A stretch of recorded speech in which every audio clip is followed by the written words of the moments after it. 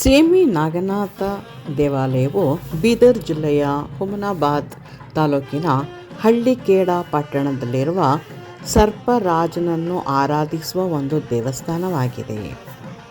ನಾವೀಗ ನಾಗನಾಥ ದೇವಾಲಯಕ್ಕೆ ಭೇಟಿ ಕೊಡ್ತಾ ಇದ್ದೀವಿ. ಇದು 2-3 ಅಂತಸ್ತಿನಿಂದ ಕೂಡಿರುವಂತಹ ಒಂದು ದೇವಸ್ಥಾನ. ಇಲ್ಲಿ ಕೆಲವಾರು ಸೂಚನೆಗಳನ್ನು ಕೂಡ ನೀಡಿದ್ದಾರೆ. ಹೂವಿನ ಅಂಗಡಿ ಮತ್ತು ಗರ್ಭಿಣಿ ಸ್ತ್ರೀಯರಿಗೆ ಪ್ರವೇಶವಿಲ್ಲ ಎನ್ನುವ ಮಾಹಿತಿಯನ್ನು ಕೂಡ ಅಲ್ಲಿ ಕೊಟ್ಟಿದ್ದಾರೆ. ಇಲ್ಲಿ ಭಕ್ತರು ನಾಗದೋಷ ನಿವಾರಣೆಗಾಗಿ ಬರ್ತಾರೆ, ಮಕ್ಕಳು ಆಗದೇ ಇರೋರು ಬರ್ತಾರೆ. ವಿವಾಹ ಮತ್ತು ಇಷ್ಟಾರ್ಥಗಳನ್ನು ಈಡೇರಿಸುವ ಶಕ್ತಿಯುಳ್ಳ ದೇವರೆಂದು ಇಲ್ಲಿ ಪ್ರಸಿದ್ಧವಾಗಿದೆ. ಇಲ್ಲಿ ಭಕ್ತರು ಶ್ರಾವಣ ಮಾಸದಲ್ಲಿ 41 ದಿನಗಳ ಕಾಲ ನಾಗಮಾಲೆ ಧರಿಸಿ ವ್ರತಾಚರಣೆ ಮಾಡುತ್ತಾರೆ. ನಮ್ಮ ಎದುರುಗಡೆ ಗರ್ಭಗುಡಿ ಕಾಣಿಸ್ತಾ ಇದೆ. ಇಲ್ಲಿ ಮುಖ್ಯ ದೇವರು ನಾಗರಾಜನನ್ನು ಆರಾಧಿಸುವಂತಹ ಒಂದು ಪ್ರಸಿದ್ಧವಾದಂತಹ ದೇವಾಲಯ. ಇಲ್ಲಿನ ಮಹಿಮೆಗಳು ಕೂಡ ಅಪಾರವಾಗಿದೆ. ನಾಗರಾಜನ ಮಹಿಮೆ ಎಷ್ಟು ಹೇಳಿದರೂ ಕೂಡ ಸಾಲದು. ಈ ಸೀಮಿ ನಾಗನಾಥ ದೇವಸ್ಥಾನ ನಾಗದೋಷವನ್ನು ನಿವಾರಿಸುವ ಶಕ್ತಿ ಹೊಂದಿದೆ.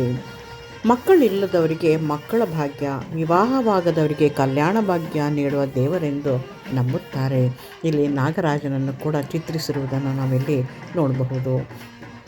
ಬಹಳ ಅಂದವಾದಂತಹ ಒಂದು ದೇವಾಲಯ, ಅಪಾರ ಮಹಿಮೆಯುಳ್ಳಂತಹ ಒಂದು ದೇವಾಲಯ. ದೇವಸ್ಥಾನದ ಗರ್ಭಗುಡಿಯಲ್ಲಿ ಕಪ್ಪು ವರ್ಣದ 5 ಅಡಿ ಎತ್ತರದ ನಾಗನಾಥನ ವಿಗ್ರಹವಿದೆ. ದೇವಸ್ಥಾನದ ಸುತ್ತಮುತ್ತಲಿನ ಗೋಡೆಗಳಲ್ಲಿ ನಾಗನಾಥನ ಪವಾಡ ಮತ್ತು ಮಹಿಮೆಗಳನ್ನು ಚಿತ್ರಗಳ ಮೂಲಕ ಪ್ರದರ್ಶಿಸಲಾಗಿದೆ. ಅಯ್ಯಪ್ಪ ಸ್ವಾಮಿ ವ್ರತದಂತೆ ಭಕ್ತರು ಶ್ರಾವಣ ಮಾಸದಲ್ಲಿ ನಾಗಮಾಲೆ ಧರಿಸಿ 41 ದಿನಗಳ ಕಾಲ ವ್ರತಾಚರಣೆ ಮಾಡುವ ವಿಶಿಷ್ಟ ಪರಂಪರೆ ಇಲ್ಲಿದೆ. ಇಲ್ಲಿ ನಾಗದೋಷವನ್ನು ನಿವಾರಣೆ ಮಾಡುವಂತಹ ಒಂದು ಪ್ರತ್ಯೇಕ ಜಾಗ ಕೂಡ ಇಲ್ಲಿದೆ.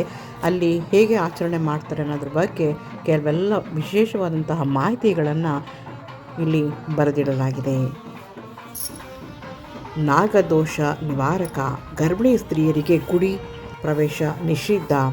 ಮಕ್ಕಳ ಭಾಗ್ಯವನ್ನು ಕಲ್ಪಿಸುವಂತಹ ಈ ನಾಗನಾಥ ಗರ್ಭಿಣಿ ಸ್ತ್ರೀಯರಿಗೆ ಪ್ರವೇಶವನ್ನು ಕೊಡದಿರುವುದು ಅತ್ಯಂತ ಚಮತ್ಕಾರಿಯಾದಂತಹ ವಿಷಯವಾಗಿದೆ, ಅಥವಾ ಅತ್ಯಂತ ವಿಶಿಷ್ಟವಾದಂತಹ ಒಂದು ವಿಷಯವಾಗಿದೆ. ಆರ್ಕೆ ಹೊತ್ತ ಮಹಿಳೆಯರಿಗೆ ಸಂತಾನ ಭಾಗ್ಯ ಲಭಿಸಿದರೆ, ಆದರೆ ಆ ದೇವಸ್ಥಾನ ಗರ್ಭಿಣಿ ಸ್ತ್ರೀಯರಿಗೆ ಪ್ರವೇಶವಿಲ್ಲ. ಇಲ್ಲಿ ಎದುರುಗಡೆ ನಮಗೆ ಅನೇಕ ನಾಗರಾಜನ ಪ್ರತಿಮೆಗಳನ್ನು ಪ್ರತಿಷ್ಠಾಪನೆ ಮಾಡಿರುವಂಥದ್ದು ಕಾಣಬಹುದು. ಮತ್ತು ತೊಟ್ಟಿಲುಗಳನ್ನು ಕೂಡ ಇಲ್ಲಿ ಕಟ್ಟಿರುವುದನ್ನು ಕೂಡ ನೋಡಬಹುದು. ಇಲ್ಲಿ ನಾಗರಾಜ ಎಂತಂದರೆ ಭಯ ಭಕ್ತಿಯಿಂದ ತಮ್ಮ ಹರಕೆಗಳನ್ನು ಈಡೇರಿಸುವಂತೆ ಕೇಳಿಕೊಳ್ಳುತ್ತಾರೆ.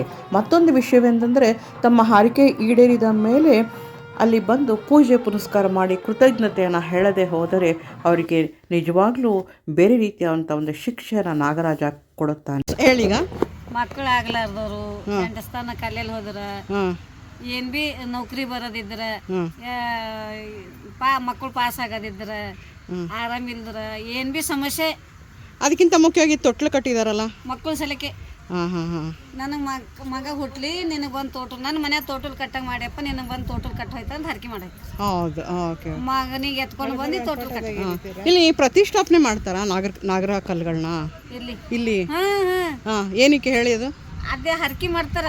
ನಮ್ಗೆ ಹಿಂಗೆ ಮಗನ ಮದುವೆ ಆಗ್ಲಿ ಅಂತ ಮೊದಲು ಬೇಡ್ಕೊಂಡು ಹೋಯ್ತಾರ. ಬೇಡ್ಕೊಂಡು ಹೋಯ್ತಾರ. ಮಗ ಮದಿಗಿದ್ರು ನೆಂಟಸ್ಥಾನ ಕಲ್ಲೆಲ್ದು ಹೋಯ್ತು ಅಂದ್ರೆ, ನೆಂಟಸ್ಥಾನ ಆಗಲಿ ನಾ ಮದುವೆ ಆಗಿದ್ಮೇಲೆ ತಂದು ಮಾಡೋಯ್ತಂತ ಪೂಜೆ ಎಲ್ಲ ಮಾಡಿಸ್ತಾರ. ಮತ್ತೆ ಇಲ್ಲಿ ನಾಗದೋಷ ಎಲ್ಲ ಪೂಜೆ ಮಾಡ್ಕೊಡ್ತಾರಂತಲ್ಲ, ಶನಿವಾರ ಮಾತ್ರ.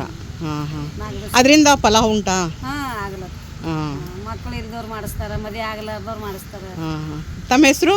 ವಿದ್ಯಾವತಿ. ಇದು ಹಿಂದ್ಗಡೆ ಹುತ್ತಾ ಇದೆಯಾ? ಸುಮ್ಮ ಮಾಡ್ಯಾರ ಹುತ್ತಿನಪ್ಲೆ, ಹುತ್ತ ಬೆಳೆದಿಲ್ಲ, ಹುತ್ತಿನಪ್ಲೆ ಕಟ್ಟ್ಯಾರ. ಓಕೆ. ಸೀಮಿ ನಾಗನಾಥನ ದೇವಸ್ಥಾನದ ಬಗ್ಗೆ ಮಾಹಿತಿ ಕೇಳಿದ ನಂತರ ನಿಮಗೆ ಇಷ್ಟವಾಗಿದ್ದರೆ ಲೈಕ್ ಮಾಡಿ, ಸಬ್ಸ್ಕ್ರೈಬ್ ಮಾಡಿ. ಸಾಧ್ಯವಾದರೆ ನೀವು ಕೂಡ ಒಮ್ಮೆ ಈ ದೇವಸ್ಥಾನಕ್ಕೆ ಭೇಟಿ ನೀಡಿ. ನಮಸ್ಕಾರ. ಇಲ್ಲಿ ನಾಗನಾಥನ ಪ್ರತಿಮೆಯನ್ನು ನೋಡಬಹುದು ನೀವು.